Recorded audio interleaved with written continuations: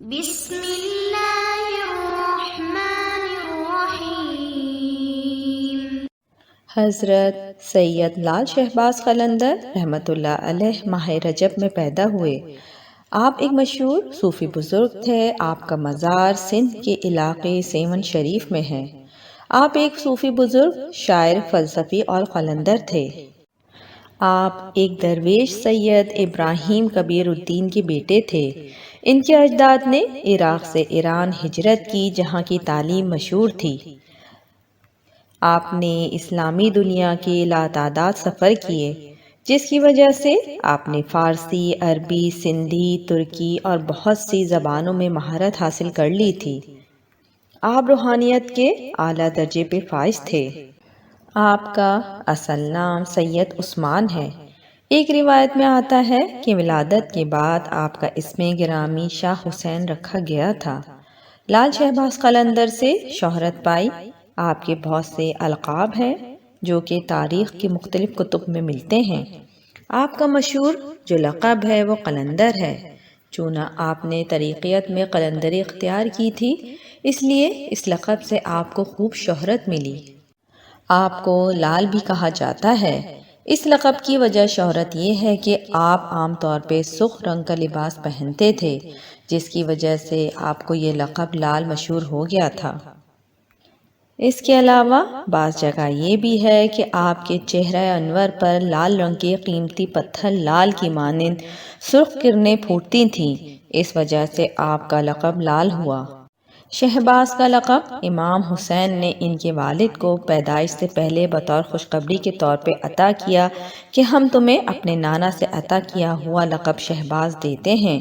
اس وجہ سے شہباز لقب ہوا اور اس سے مراد ولادت کا اعلیٰ مقام ہے۔ اس طرح آپ قلندر لال شہباز کے نام سے پکارے جانے لگے اور آپ کے نام کی وجہ شہرت بھی یہی بنی۔ ایک دفعہ حضرت لال شہباز قلندر تشریف لے جا رہے تھے کہ ایک ریچھ کو نچانے والا نظر آیا تو اس سے پوچھا تم کون ہو؟ تو وہ بولا میں قلندر ہوں۔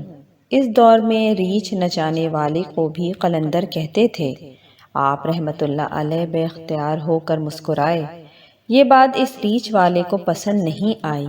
کہنے لگا آپ کون ہیں؟ آپ نے فرمایا میں بھی قلندر ہوں۔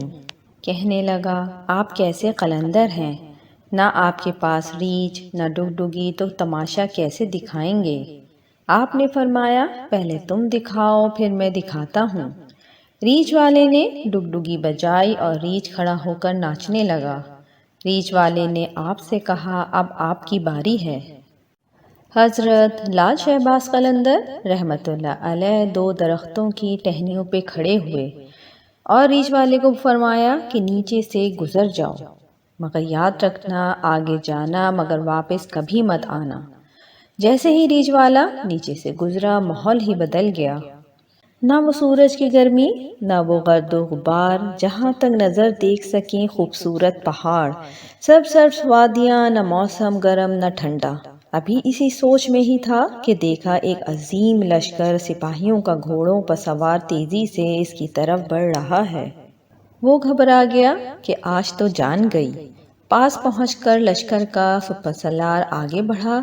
اس سے پہلے کہ وہ کچھ کہتا، سپہ سالار ریچھ والے کو بولا بادشاہ سلامت، آپ کہاں غائب ہو گئے تھے؟ آپ کی سلطنت آپ کا انتظار کر رہی ہے اور ملکہ عالیہ کا رو رو کے برا حال ہوا ہے۔ اب وہ حیران و پریشان شاہی گھوڑے پہ سوار ہو کر ساتھ چل دیا۔ جب محل میں پہنچا تو عظیم و شان عمارت دیکھ کے حیران ہوئے اور اندر داخل ہوا تو خوبصورت ملکہ گلہ شکوہ کرتی لپٹ گئی۔ کہاں رہ گئے تھے آپ؟ سب بھول کر نہا دھو کے شاہی پوشاک پہن کے تخت پہ بیٹھ گیا۔ سالوں گزر گئے، بچے ہوئے، پھر شہزادے بڑے ہو گئے، بڑھاپا آ گیا، جسم سے جان منہ سے ذائقہ چلا گیا۔ ایک دن اپنی ہی سلطنت میں دریا کے کنارے بیٹھے ہوئے تھے تو خیال آیا کہ آخر ہوا کیا تھا۔ اسی جستجو میں وہیں پہنچا جہاں پر لشکر تھا تو دیکھا وہ درخت اب بھی موجود ہے۔ سوچا چلو دیکھتے ہیں کیا، اور درخت کے بیچ سے گزرا، ماحول بدل گیا۔ وہی وقت، وہی مقام، سامنے اس کا ریچھ اور ڈگڈگی پڑی تھی، وہی گرمی، وہی گرد و غبار۔ پیچھے دیکھا تو حضرت لال شہباز قلندر رحمۃ اللہ علیہ کھڑے تھے۔ اس کی حالت غیر ہو گئی، بولا جناب میری سلطنت، میری ملکہ، میرے شہزادے۔ تو حضرت لال شہباز قلندر نے فرمایا یہ سب تماشا تھا۔ حضرت لال شہباز قلندر رحمۃ اللہ علیہ کی خدمت اقدس میں انسانوں کے علاوہ پرندے بھی حاضری کا شرف حاصل کیا کرتے تھے اور آپ کے مہمان ہوا کرتے تھے۔ آپ کی خانقاہ کے ساتھ ہی ایک ٹوٹی ہوئی دیوار تھی جس پہ صبح و شام پرندے دور دراز سے آ کر بیٹھتے تھے اور اپنی اپنی بولیاں بولنا شروع کر دیتے تھے۔ حضرت لال شہباز قلندر رحمۃ اللہ علیہ نے ان کے دانا پانی کا انتظام اپنے ہاتھوں میں رکھا ہوا تھا۔ آپ رحمۃ اللہ علیہ ہر روز صبح و شام ان پرندوں کو دانا ڈالتے تھے۔ اس دوران بہت سے پرندے دیوار سے اڑ کر آپ رحمۃ اللہ علیہ کے جسم پر بیٹھ جایا کرتے تھے، اور جب آپ رحمۃ اللہ علیہ زمین پہ دانا ڈالتے تو وہ تمام پرندے دانا کھانے میں مشغول ہو جاتے تھے۔ ساری زندگی پرندوں کی مہمان نوازی آپ رحمۃ اللہ علیہ کا معمول رہی۔ ایک مرتبہ حضرت لال شہباز قلندر رحمۃ اللہ علیہ روٹی پکا رہے تھے کہ اسی اثنا میں شہر کا قاضی ادھر سے گزرا۔ اس نے جب آپ رحمۃ اللہ علیہ کو روٹی پکاتے ہوئے دیکھا تو کہنے لگا یہ رمضان مبارک کا مہینہ ہے اور آپ رحمۃ اللہ علیہ روٹی پکا رہے ہیں۔ آپ رحمۃ اللہ علیہ نے قاضی کی بات سنی تو اسی وقت روٹی کو آگ میں دبا دیا اور خود اپنا چہرہ ڈھانپ کر مراقبے میں بیٹھ گئے۔ جب رمضان مبارک کا مہینہ گزر گیا اور عید الفطر کا دن آ گیا تو قاضی ایک مرتبہ پھر آپ رحمۃ اللہ علیہ کے پاس سے گزرا۔ اس نے اسی طرح آپ رحمۃ اللہ علیہ کو عبادت میں مشغول دیکھا تو کہنے لگا کہ یا حضرت رمضان مبارک کا مہینہ تو اب ختم ہو گیا ہے۔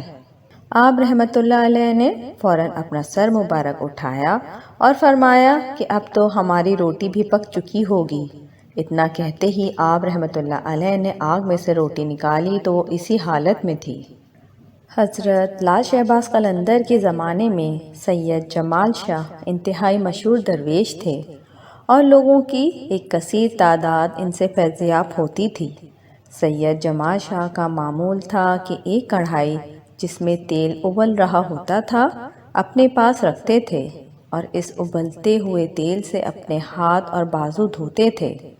ایک دن حضرت لال شہباز قلندر رحمۃ اللہ علیہ اپنے کچھ ساتھیوں کے ہمراہ سید جمال شاہ کے پاس آئے۔ سید جمال شاہ نے آپ رحمۃ اللہ علیہ سے کہا کہ اگر آپ رحمۃ اللہ علیہ سچے ہیں تو اس ابلتے تیل کی کڑھائی میں کود کر دکھائیں۔ آپ رحمۃ اللہ علیہ نے ابلتے تیل کی کڑھائی میں چھلانگ لگا دی اور اس میں یوں رقص کرنے لگے جیسے ٹھنڈے پانی میں رقص کر رہے ہوں۔ کچھ دیر بعد صحیح سلامت اس کڑھائی سے باہر نکل آئے۔